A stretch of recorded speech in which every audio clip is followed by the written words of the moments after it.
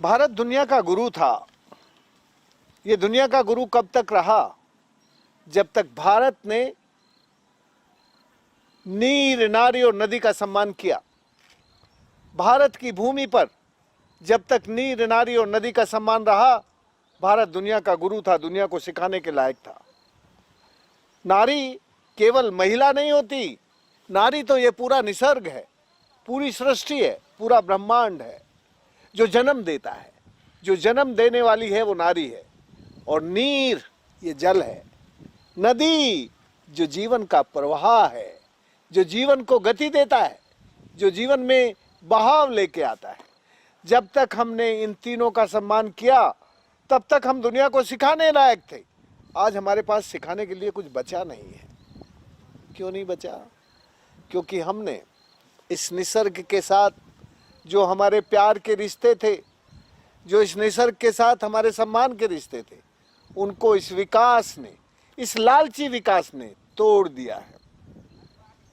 ये लालची विकास विस्थापन से शुरू होता है और हमारे जीवन में विकृतियां पैदा करके विनाश के पड़ाव पर खड़ा कर देता है।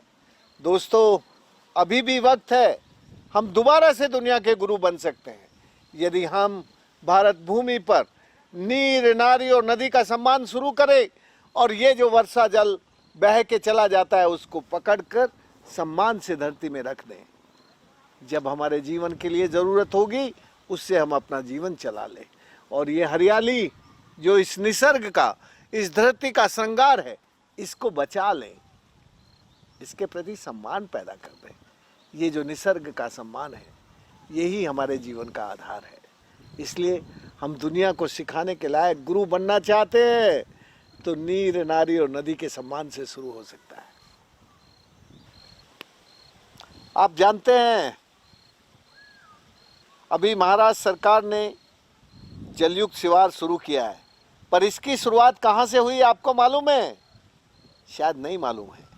इसकी शुरुआत अग्रणी के खानापुर ब्लॉक में वहाँ के गांव के लोगों ने जो अपनी मेहनत से, अपने पसीने से बांध जोहड़ बनाने का काम शुरू किया था।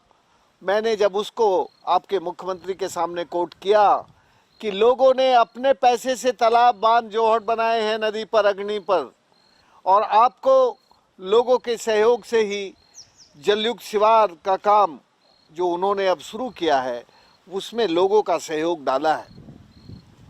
दोस्तों, यदि महाराष्ट्र को पानीदार बनाना चाहते हो, यदि महाराष्ट्र को जलवायु परिवर्तन के अनुकूलन के साथ जोड़ना चाहते हो, तो इस जलयुक्त शिवार को कॉन्ट्रैक्टर फ्री रखकर कम्युनिटी ड्रिवन बनाने की ज़रूरत है। ये जलयुक्त शिवार जब कॉन्ट्रैक्टर से मुक्त हो जाएगा और कम्युनिटी के हाथों में आएगा तो इसमें भ्रष्टाचार नहीं होगा, लोगों को विश्वास जगेगा, लोग इस काम में पैसा भी देंगे, मेहनत भी देंगे, पसीना भी लगाएंगे और ये काम दुनिया का एक आइडियल काम बन जाएगा। ये काम दुनिया का एक आदर्श काम बन जाएगा। जलयुक्त शिवार को यदि आदर्श काम बनाना है तो इसको कॉन्ट्रैक्टर फ्री बनाकर कम्युनिटी ड्रिवन बनाना है। इस काम में यदि कॉन्ट्रैक्टर नहीं आया तो ये दुनिया के लिए जल संरक्षण का एक आइडियल मॉडल होगा। महाराष्ट्र को इस वक्त पानीदार बनाने की ज़रूरत है। बेपानी होता महाराष्ट्र इस देश के लिए अभिशाप होगा। इस प्रदेश में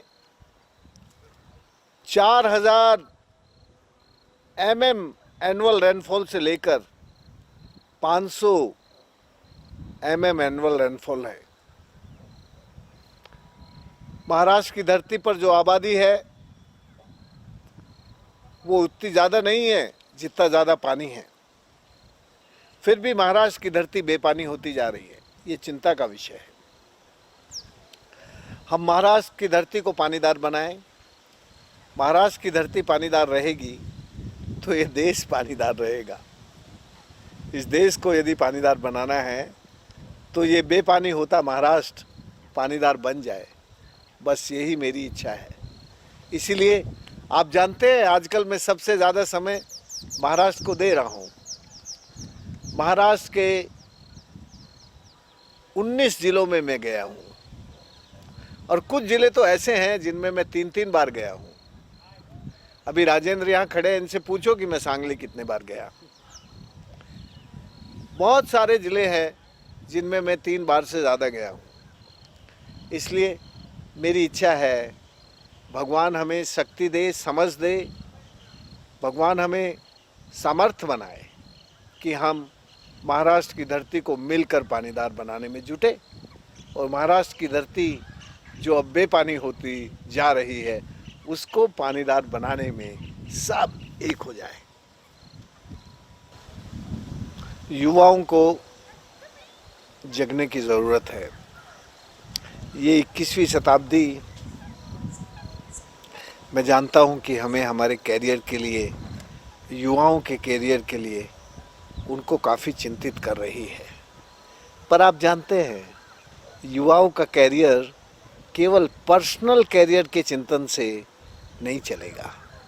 हमें यदि सचमुच अपने कॉमन फ्यूचर को बेहतर बनाने के लिए, अपने कॉमन फ्यूचर की चिंता करके कुछ काम करेंगे तो निश्चित ही इस देश के, इस प्रदेश के युवा आगे बढ़ेंगे। यदि हम केवल पर्सनल कैरियर में फंसे रहेंगे तो हमारी हेल्थ के खतरे, हमारे हेल्थ हैजार्ड्स, हमारे इकोलॉजिकल हैजार्ड्स जिस तरह से बढ़ रहे हैं, इकोलॉजिकल हैजार्ड्स हमारी शक्ति को, हमारी समझ को कमज़ोर करेंगे।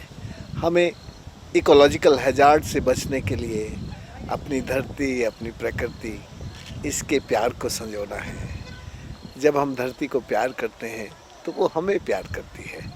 तो हमें अपने निसर्ग के प्यार के रिश्ते नौजवानों को समझने की ज़रूरत है। नौजवान निसर्ग के रिश्तों को समझे, निसर्ग के प्यार को समझे और इस निसर्ग के साथ लेने और देने के रिश्तों को बराबर करें। हम अभी ले ज़्यादा रहे हैं और देने का सोच नहीं रहे हैं। तो जब हम अपने निसर्ग के साथ लेने और देने के रिश्तों को ठीक करते हैं, संतुलित करते हैं, तो हम महाजन कहलाते हैं। तब हमारे व्यापार में, हमारे व्यवहार में शुभ और लाभ दोनों बराबर होते हैं।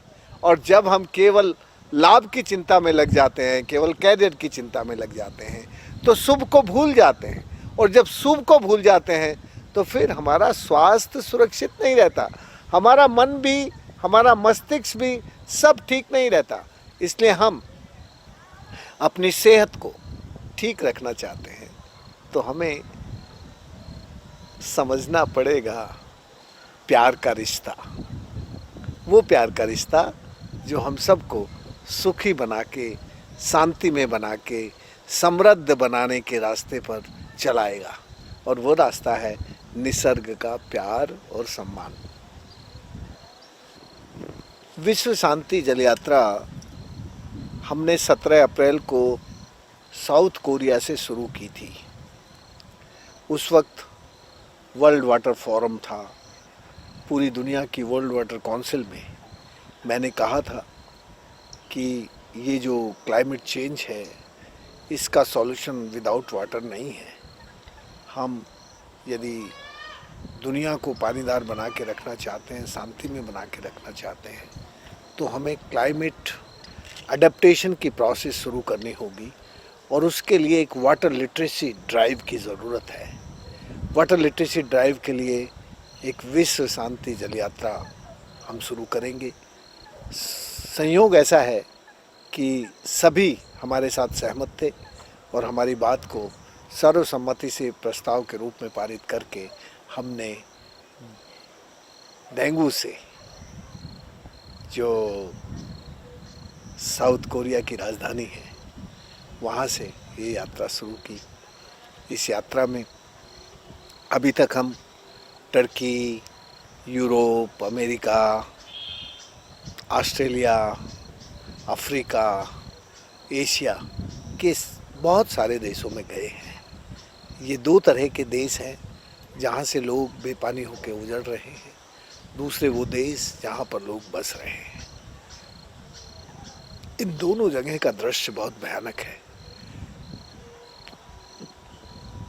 टर्की में जब मैं अंकारा में यूएनसीसीडी के पूरे दुनिया के मंत्रियों को संबोधित कर रहा था कि ये 21वीं शताब्दी का ये जो डेजर्टिफिकेशन है, इसको कम्बैटिंग ऑफ द डेजर्टिफिकेशन में हम लोगों को जिस तरह से राजस्थान में हमने हरियाली लेके आए उसी तरह से काम करने होंगे।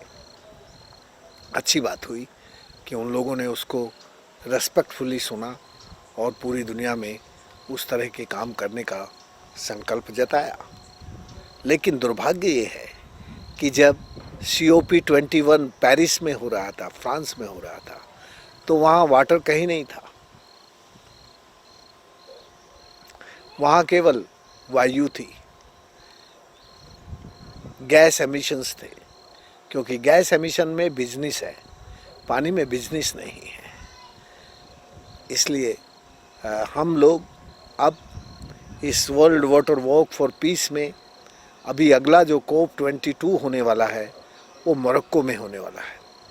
अभी से उसकी तैयारी में लगे हैं और अगला COP22 पानी पर केंद्रित होगा, ऐसी हमें यूँ उम्मीद है। और हम UN को इस वक्त इस स्थिति में लाएंगे कि वो COP22 में पानी को मेन सेंटर में लेके आए और दुनिया में क्लाइमेट एडेप्टेशन के लिए पानी को केंद्र में लाके काम शुरू करें।